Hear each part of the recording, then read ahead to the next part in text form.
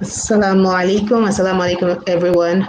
Welcome back to the Muslim Wordsmith WriterCon 2020, and today is day 2 and we're already at the 4th presentation for the day. We have 3 more to go, inshallah.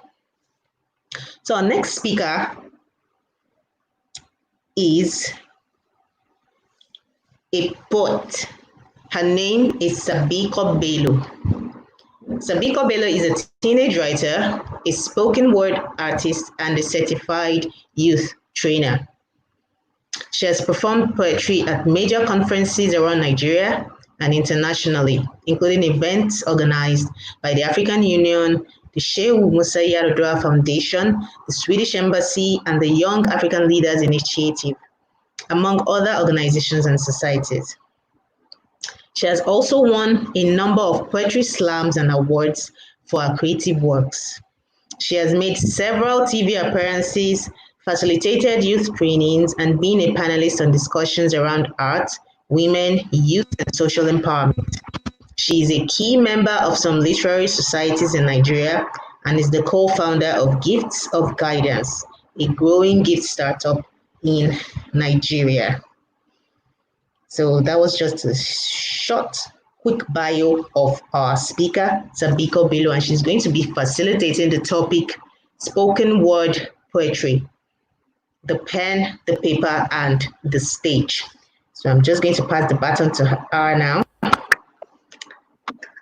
Assalamu alaikum. Salam, hello. Now, how are you? Thank you for being here. Jazakallah khairan for being here. Pleasure. Now, so take it away. Salam to all the viewers. I'm really honored to be speaking to you today. My name is Sabiqah Bello, as Nurain just introduced me. I write poetry and perform spoken word for kids and teenagers. So today, talking about spoken word poetry, I intentionally chose the pen, the paper, and the stage because I like to call my catchphrase, and I know it's kind of vague sound to some extent. Well, obviously, every spoken word poet would need a pen, paper, stage, but then somehow I like to personalize the phrase, and I said I like to call it my phrase because it's very thin the spot number. Now, talking about the pen and the paper, I used to be a shy little girl. I still am to some extent. I used to be an introvert, and every time I was happy or sad or angry or held a grudge against anyone, anything, and maybe I would write about it. And I had this little book where I would write, and even though writing down my feelings helped me sort my thoughts out and deal with my emotions, I somehow didn't want to keep them. So every time and looking back at it now, even though I know I'm not happy, I think I would have loved to keep those things and but that's beside the point. So every time I had a grudge against anyone, any teacher did something to me, any friend, because I was not good with writing, basically. And writing it down helped me heave my mind, just declutter and let go of all these emotions, basically. And even if I needed to confront someone, I wouldn't do it face to face because I wasn't very good with communication. So I would write it down, like a letter kind of thing, and I would leave that. And it was all I used to do, honestly. Going forward, I found my sister's poetry book when I was about 10 years old, if I remember correctly. She used to write poems and she never shared them. So she would keep them and hide them away. But because one time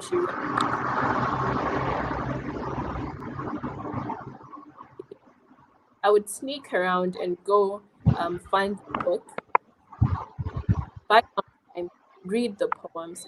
And I thought, oh my God, this poetry thing is a nice thing to, a nice way to write down my feelings and my thoughts, help me to, like, help me to write her thoughts and her feelings and everything. And I thought, okay, so maybe instead of just writing, in jargons or just writing whichever way, writing in lines and stanzas in an organized manner is poetry. And maybe this is something I can do as well. Maybe this is something I should do. So I started writing poetry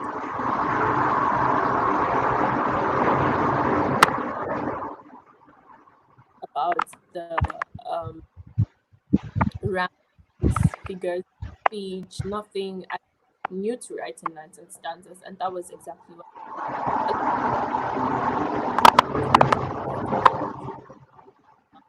And I just tell them to write, basically. Start writing.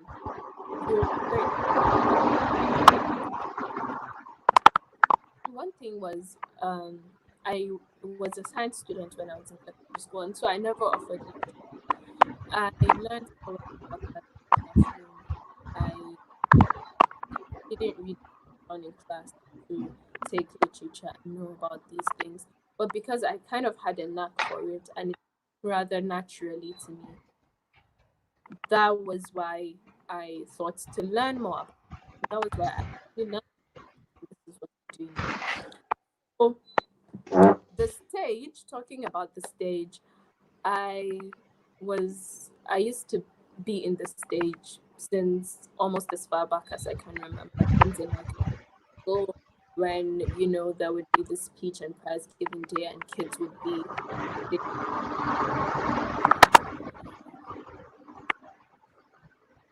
yeah, I was always there.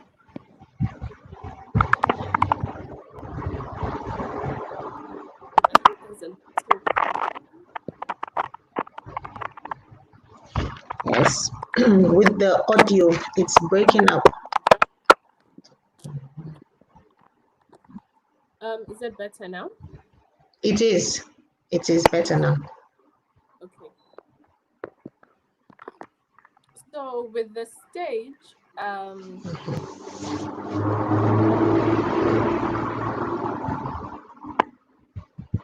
the speech and prize giving day, I would be part of those who would stand on stage and sing. And so speaking on stage was something that I did since I was younger, and even when I didn't realize, oh, there are so many people looking at me, they think about me, like I didn't really care. It was something I grew up to, be comfortable with. But still, at the end of this, towards the end, inshallah, I will be sharing tips on how you can, boost your confidence on stage, and tips that basically helped me, and I hope they help you as well as much as they have definitely helped me. So that's it about the stage. Honestly, I used to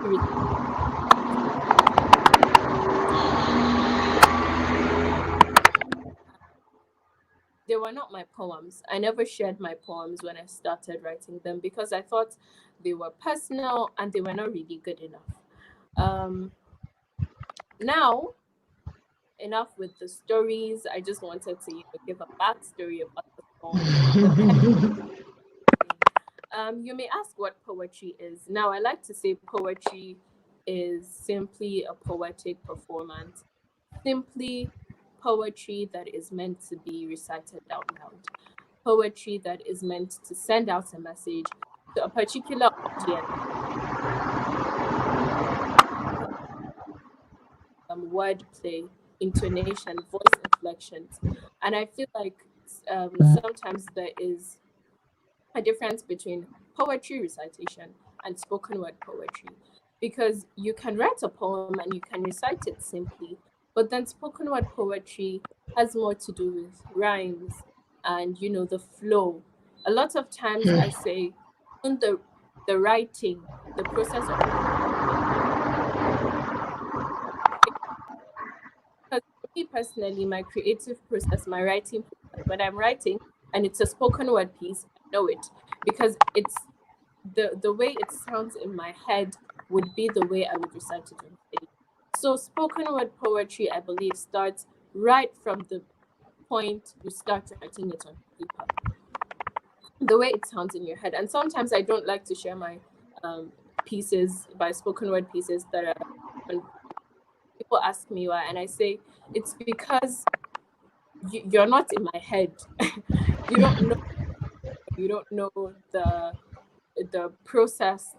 You don't know what stops, because sometimes people just read it out loud and it gives a totally different effect than when it's being performed. So I think flow is a very important part of spoken word poetry. Rhyme. I'm not very huge on rhymes, but then I do rhymes. I remember when I started writing poetry, I would force rhymes, and I figured maybe this is not your thing. Maybe you should just um, do something different, So sometimes rhymes are not exactly necessary. And one of the worst things, honestly, is forced rhyme. Because when you force rhyme, then you don't make sense, then you just go out, and you don't want that. You don't want to go Makes out. You sense. want to send across a particular message to your audience, to your readers, and that is about it simply. So if rhymes are, if they don't come easily, if they don't come naturally, or if you're not paying attention to make sure that these rhymes make sense, the rhyme from this line, the second line, the third line, all these rhymes make complete sense, then I think you can give another, technique a try. So that being said, anyway, it's still worth giving it a try. It's still nice to hear rhythms and rhymes in poetry. One of the most asked questions I want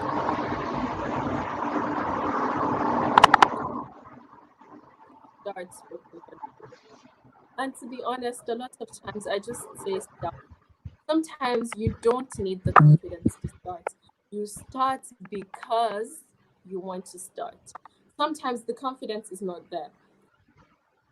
It's a good thing to have inspiration, it's a good thing to have motivation. But then the problem with these things is that motivation and inspiration can be short lived. And when you start and you wake up in the morning, you don't feel inspired, does that mean you would just leave it and give up? No.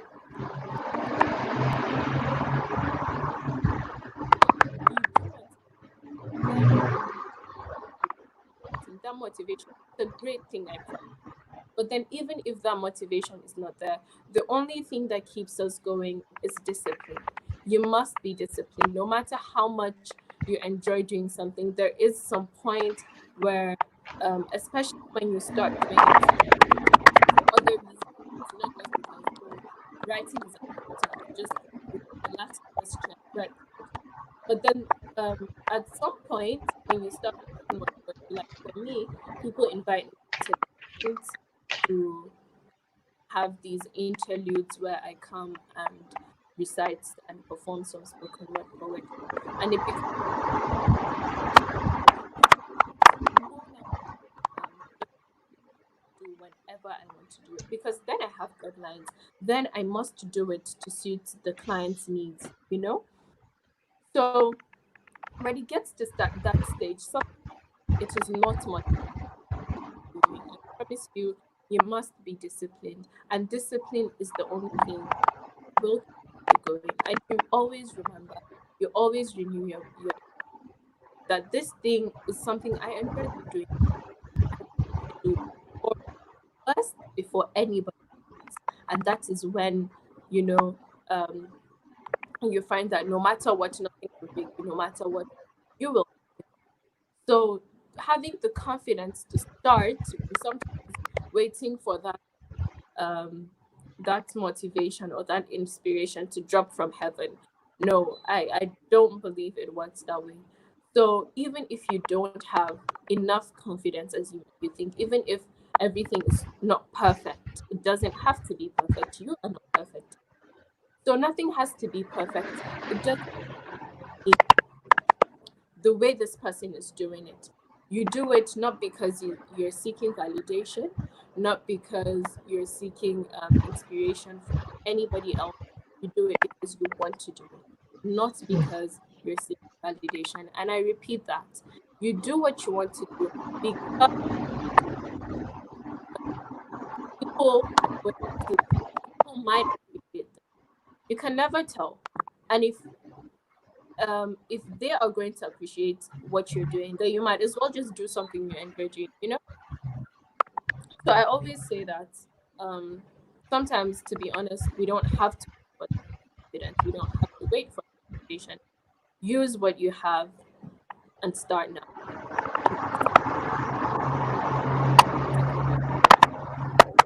Now, another thing is saying, well, going on stage, I have stage fright. As I mentioned earlier, I used to speak on stage since I was much younger than I am now, and it kind of became, I don't know, not normal per se. Yeah, it kind of became normal. In the absence of better word,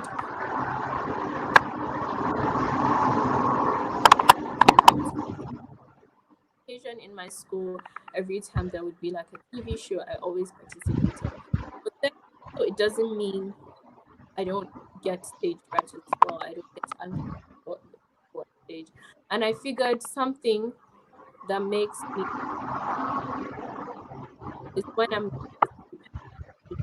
and this applies to every other thing, you know. In my life recently, I organized a training for kids on public speaking, creative writing, and leadership skills.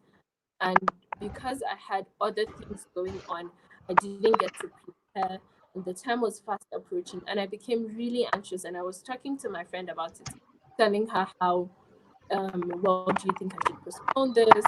I'm not sure I can do this. You know, I was just being all over the place, being anxious. And I figured, okay, this is just because. And when I sat down to prepare my papers, my lesson plan, all of it, I figured, well, this is so major I would give is to prepare. Always prepare beforehand, because then if you don't have your paper prepared, what do you present? If you don't have your poem, and part of preparation, sometimes some people would say memorize your poems. Majorly, I do memorize my poems. Some don't, especially when it's a last minute thing, and I didn't get enough notice happened, and I didn't get to um memorize my poem. I go on stage with my book on my phone just to read it out. But when you memorize your poem, it gives you the ability to focus stage presence, the way you stand, the way you look, the way you speak, the way you move, your gestures. These all constitute your stage presence, because there are people on stage and you wouldn't feel their presence. You wouldn't feel, okay, well, they went on stage and they went off stage. But there are some people that when they go You on stage, forget them in a heartbeat. exactly. Other people, when they go on stage, you will remember this for the rest of the week. And you would remember how their performance was so good, because the way they spoke, they're eloquent, you know, they're elegant, even, just how they stood on stage. Are you standing and you're slumping? Are you standing, Mm. know, if Yeah. stage, and this constitutes your stage presence. So So preparing. Sabiqah, can I cut you? Can I cut you off there? It's you're still breaking up in between sentences. Okay. Sorry, I had to interrupt you. No, no, it's I was enjoying the flow. So is it better now? It is, but I don't know, maybe if you start speaking again, it might break in between sentences again. Maybe we should not use the AirPods or something. Maybe you shouldn't use the AirPods. I don't know. I'm thinking maybe it's the connection.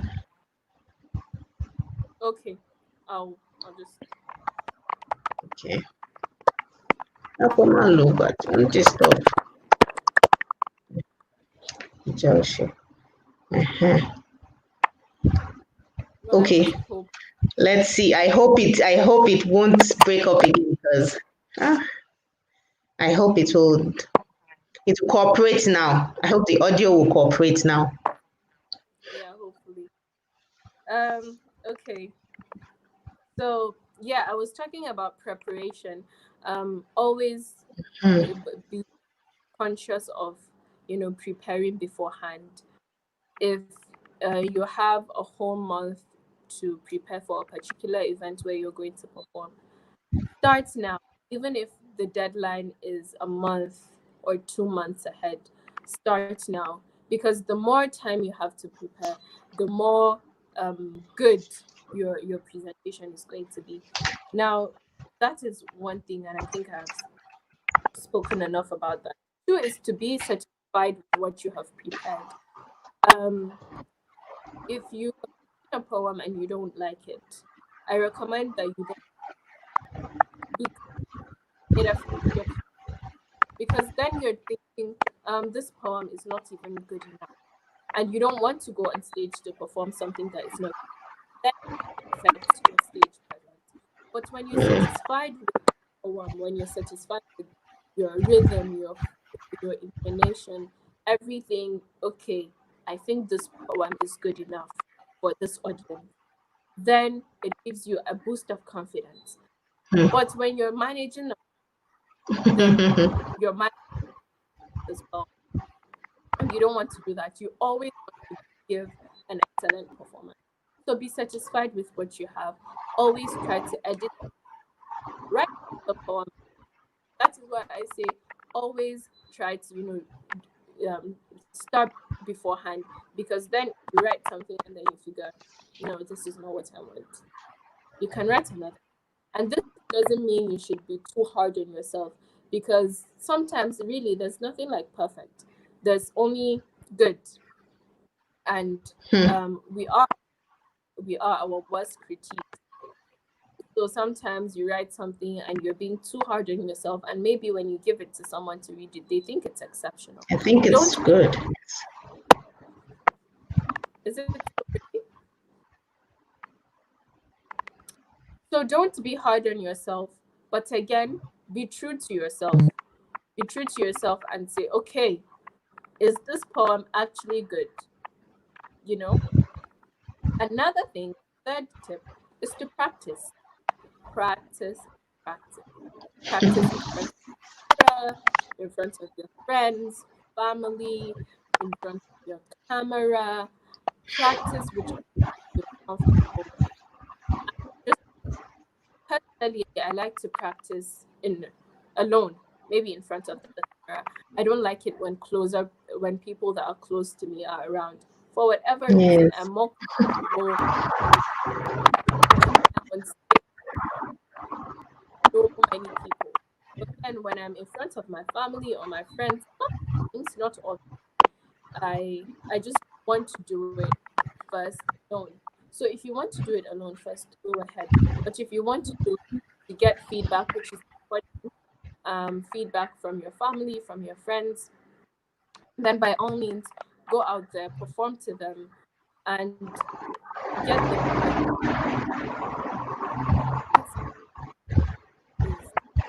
Even if it doesn't make you perfect, it makes you better.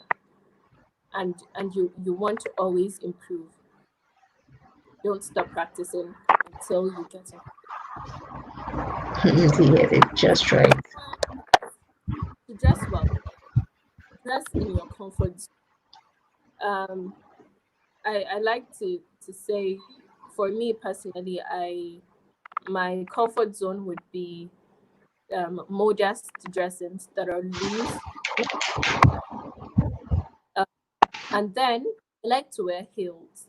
I figured when I wear heels, I feel on cloud.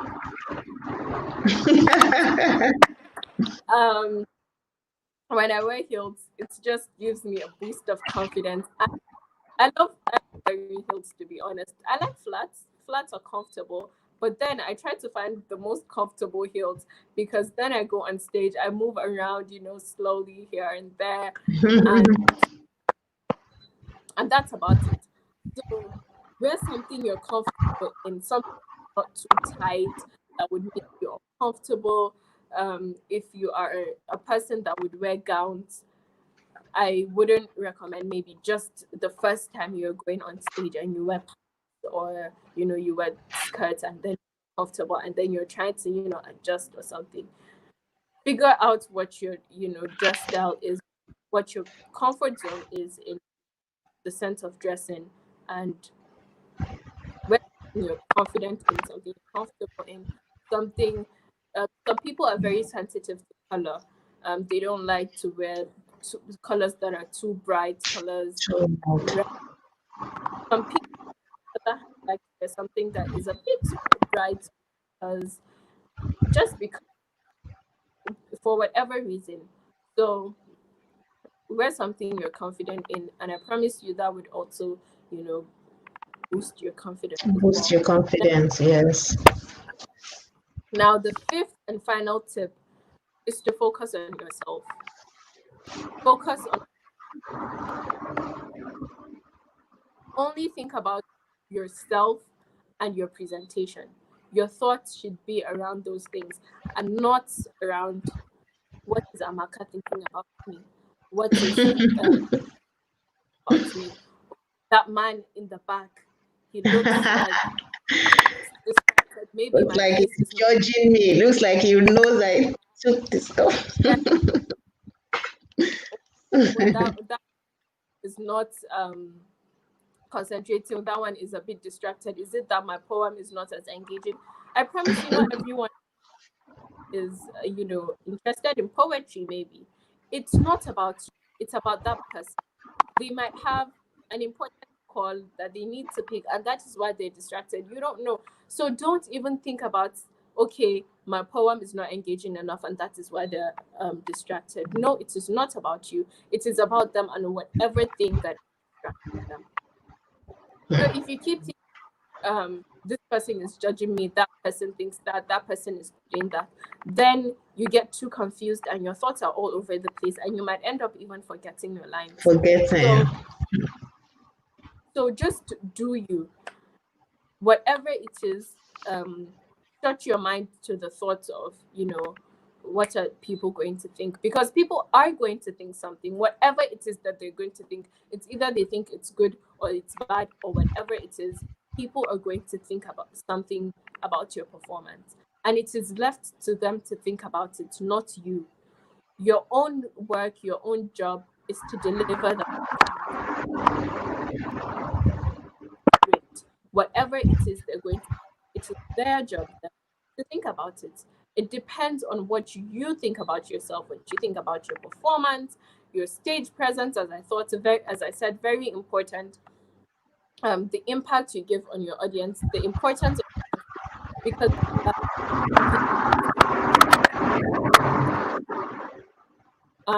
if you go to events for poetry performances like I do, sometimes it is very important for you to understand the idea behind, why was this event organized? What audience are coming? If you are going to an event that is maybe about, what do I talk about? Something humanitarian, something, okay, internally displaced people, you're possible ways to end, say, religious tolerance in a place, or cultural intolerance. And then you go on stage and you start talking about maybe your poem is on love. I do not believe it would go well with the audience. there was this one time I was invited to an event, the Intrep Tech Summit, and it was basically about technology and entrepreneurship. And then I didn't really have much. I didn't know much about entrepreneurship as regards technology and entrepreneurship as regards writing poetry, but I had to. I wouldn't go there and start talking about other issues that are irrelevant to them, because most of them you would find are into the field of computer and technology, and they're not particularly maybe interested in farming or agriculture. And so you need to know your audience, know what interests them, know the theme of the event, and try to tailor your writing towards that. And when you do that, then okay, this audience will be interested in what I'm talking about, and that would also give you a sense of confidence, a boost in confidence. Most importantly, believe in yourself and think good about yourself. Other people will judge you. You don't have to do it for you. You don't have to do it yourself. They'll do it for you. Like I said, it's their job to think what your performance is, not your job to think about what they're thinking about, if that makes sense. So yeah, that is about it, honestly. The pen, the paper, and the stage is I like to say, my passion, what I enjoy doing. And I believe a lot of people who go into spoken word poetry actually go into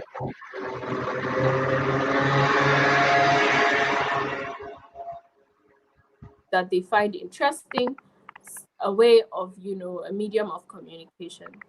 Now, when I want to pass across a message, one of the easiest ways for me to write it is to write it in a poem and to perform it on stage. And getting the attention of the audience with spoken word poetry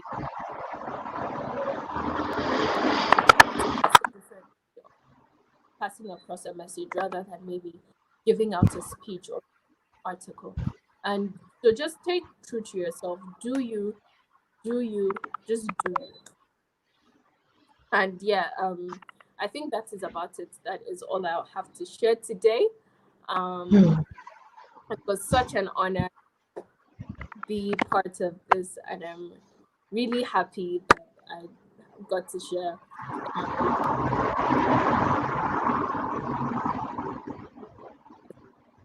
And I hope you have gained one or two things. If any questions, any further inquiries about spoken word poetry, whatever aspect of it, you can always send me an email or my Instagram handle on the speaker page. I'm also open to questions. Yeah, that is about it. Assalamu alaikum. Wa alaikum salam wa rahmatullahi wa barakatuh.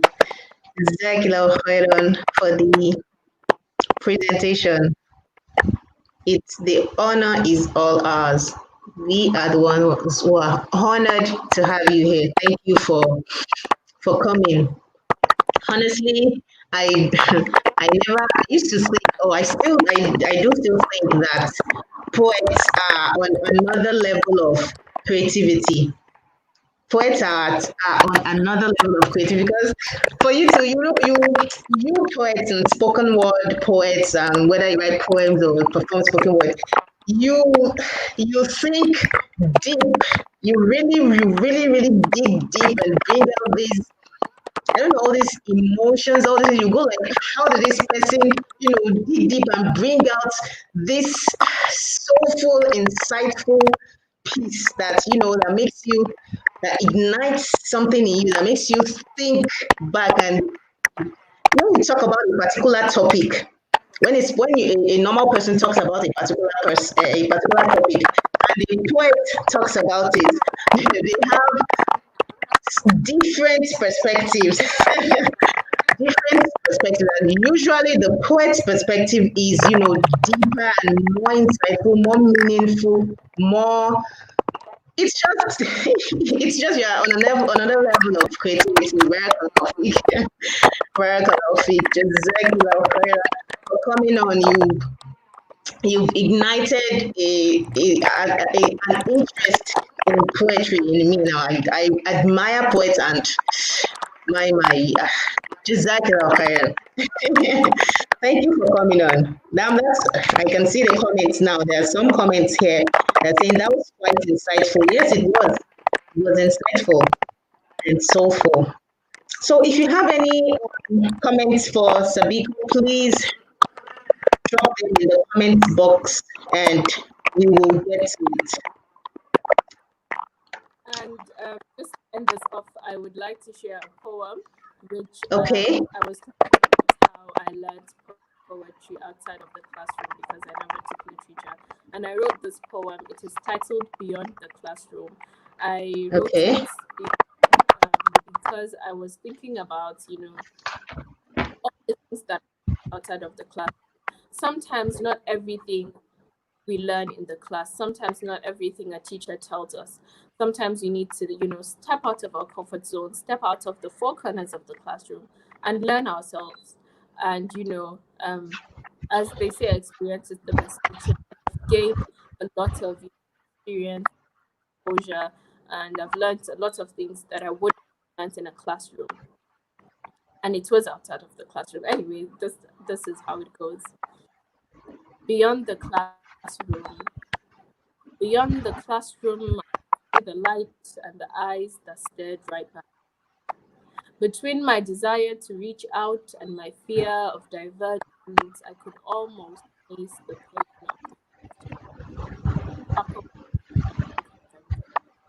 beyond the classroom, artistry and creativity, unvarying and unfading, there was knowledge in fine liquid gold waiting to be unfettered into the world where its shine and worth would unveil. Beyond the classroom, beyond the stereotype of what knowledge is to be acquired, there is more. More to the roads that lead to success, more self-discovery, passion. So as you become a premier and the light shines through your passionate eyes, let the crystals fall. As you, with majesty, walk the talk. Let your words and action, your courage and resilience be the guiding light for those who make real graceful steps. That is about it. MashaAllah. That was beautiful. Jazakallah khairan. I love it. See what I was talking about. You took a simple thought beyond the classroom. You took it to another level. And I think also a spoken word poet must also always control their tone as well when they are delivering a spoken word poem. Just like you did now, there were some times when you spoke with a higher tone. There were some times you went low, and there were some times like spoke assertively. So it depends on what kind of line, what the meaning of what they're saying. It depends. It influences their tone. I think so because you just demonstrated that. Because then some lines are like important messages that you need to like give a punch to, but then you don't want Yes. poetry to all be flat and then there's no Uh-huh. There's no effect. Yes, exactly. It delivers the correct, the correct emotion, the emotion that you want from the listeners. If you use the correct tool, you elicit the particular emotion you want from your listeners. Yes, that's true. Exactly. Now there's a question here, and it says, "How is spoken word poetry in the Muslim community? Are they accepting of it? Is it becoming popular now?" Did you hear me? Sorry? Okay. The question goes, It's it's breaking. Can you hear me now? yes, I can. Okay. How is spoken word poetry in the Muslim community? Are they accepting of it? Is it becoming popular now? Yes, I think now more than ever, spoken word poetry is being acknowledged. It is being appreciated as well. Because I remember there was this one time I went to an event and then I performed and I figured the audience were probably not the best audience to recite spoken word to. Um, they not, I think about 50% of them were not as interested, and the following year, it was an event that happened like year after year. And then the following year, when I went there, I even spoke to one of the organizers and I said, I think these audience, which mainly are the same audience, the same event, I From feel last. like appreciate their art. And it really it made me think about it. I remember this one time the name of the event was Sisters of Jannah. I think yes, Sisters of Jannah. Um, they were being appreciative of it, and I think honestly, now more than ever, people are acknowledging it's becoming more popular in the Muslim community, and the fact that there are more spoken word poets that are Muslim that are trying to, write about Islam as well. There is this poem, um, Long Before Science, and talks about all the discoveries, that were mentioned, all the discoveries that science did, but then they were mentioned in the Quran and in the Hadith, like the honey, you know, in the Quran, it was said the belly of bees is medicine for mankind, and later on, science will discover all these things, they and at the end of the day, science would discover the importance of it. But then Islam had already provided this information for us. So the title of the poem is Long Before Science, and I went to an event and we're talking about how it is important for us to write more Islamic themed poems, so it becomes more of interest to people as well. Yes, we write about different things about love and social issues, to also have that representation, because sometimes we don't have enough representation to say, okay, a lot of spoken word poets, I don't see my type, I don't see hijab wearing, spoken word poet, or when you need to write about spoken word poetry, it has to be about love. No, it doesn't have to be about love. I write mostly about social issues, and then I write Islamic themed poems as well, just so there's this trying to like bridge this gap where a lot of Muslim people they say, oh, and they think poetry is some boring thing. It's just about thou and me. But yes, I think the Muslim community is becoming more familiar and even appreciating poetry. Appreciative of it. Now, Jazakallah khairan. There's another question, and it says, can you earn a living as a spoken word earn a living as a spoken word poet? Yes, you can earn a living as a spoken word poet. It depends on how much you do what you do. Like for me, when I have rates for performing at events, there are a lot of things you can do to monetize your poetry. One thing is, going to events like writing a speaker basically, and they pay you, and you have your rates. So whatever your rates are, you write back to them, okay, what it is paid. Sometimes you don't even have to wait for them to reach out to you. You reach out to them and, oh, okay, I have some value to add to your event. And I promise you, not everyone would reply, but it is worth a try, because if you reach out to 5 people and only one respond, then one person still responded, and you got that gig. So that is one thing about it. Another thing is over poetry. You tell stories with poetry. I recently did this project where it was an animation that was a documentary, but then they wanted the documentary to have like a spice to it. Not just, narration shouldn't be okay, flat, but then they Okay. wanted me to write a poem where I would tell the story with poetry, with poetic phrases, and with intonations, and you can do that as well.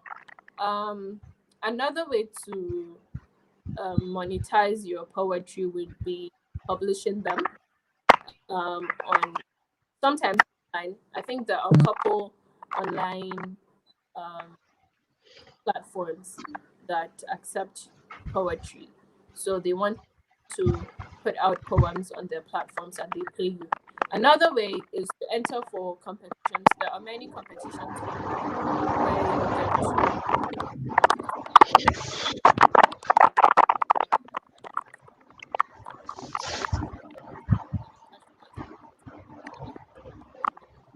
also write to try it. These are things that I think are ways Okay.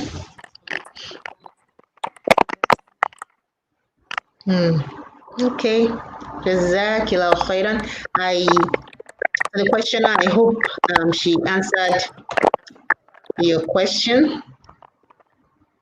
I hope our answer is satisfying. Let me put it that way. I hope our answer is satisfying. So to the attendees, does anybody have, another question just came in. It reads, I would also like to know how accepting a non-Islamic client, when they meet you and see you're a Muslimah, then how accepting are non-Islamic clients, non-Muslim clients, when they meet you and see that you are a Muslimah? Has there been any stereotyping so far in your own personal experience, Has there been any stereotyping?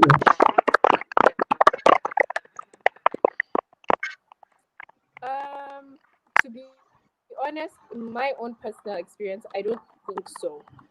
A lot of times, fair enough, I would say sometimes, especially when I reach out to people, not every one of them are accepting of the fact that, okay, maybe this event would mainly be non-Muslim speakers, basically, and they might not be interested. And I think this is something we must not, take too much personally. To heart. Okay. That is about their own mind. Mm. Something you should take personally. It speaks more about them than about you. And you don't compromise because you are being rejected. You are being stereotyped. I remember there was this one time I was asked to write a proposal about, this voice for whatever reason the said no. I think my name Sabiqah perhaps and we were to the point where we were supposed to have a Zoom meeting, and then all of a sudden it cancelled for whatever reason. So sometimes there are shady situations where you feel like, okay, I think this was because I was Muslim. Maybe this was because I was wearing a hijab. Or maybe it was because I didn't take his hand in handshake. Because Some people really don't take their hands in handshakes. And I would always say that I would simply smile to you. I wouldn't accept your hand in a handshake. And sometimes when they do something and then you just think about it, I think it was because they took offense, because people. But then this is your principle. This is your personal principles that you must not sacrifice for anyone. Sacrifice for anyone. Play small. Believe in just because. And when you do something for the sake of Allah, you remember that if this client denies, and if this client wants me to do one thing, is out of my principle, that is out of what is accepted for me to do, and I do it for the sake of Allah, then it puts faith in me. So personally,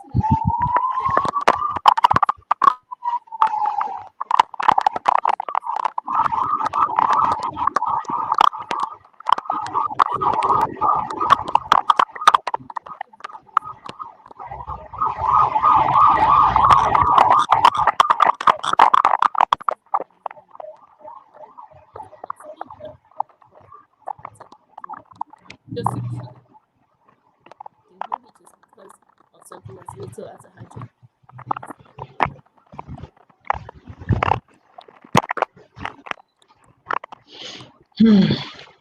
Okay. Jazakallah khairan. Jazakallah khairan. That was insightful. Like you said, it's more about them than it is about us or about whoever it is. So whatever. So okay. Let me see. Okay, there are no more questions. I'm trying to check through the chats to see if there is any question that I have missed. Barakallah fi. Okay, there are only comments congratulating you and wishing you Barakallah fi for the presentation, and they are telling you you gave us a nice presentation. Okay, beautifully presented. And spoken word is, yes, spoken word is intriguing. Like, I'm fangirling right now. Yeah. Okay. If there are any more questions, please let us see them in the comments. But if not, I'm going to drop your bio and your social media handles in the description box.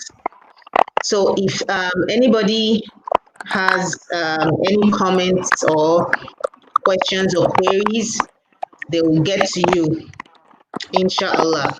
And to those that will be watching the replays as well, they will also see your details in the description box, and some of them may drop comments.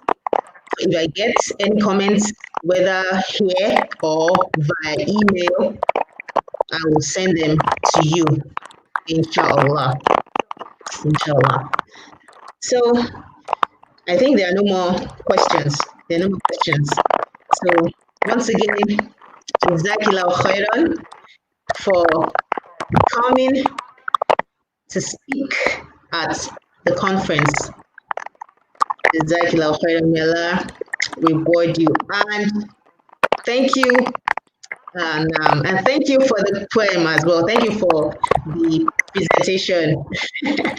Thank you for reciting that beautiful, insightful poem. You called it outside the classroom, yes? Outside the classroom now. Thank you for performing outside the classroom at MWS WriterCon 2020. Jazakallah khairan. So I'm going to I'm going to end the broadcast now.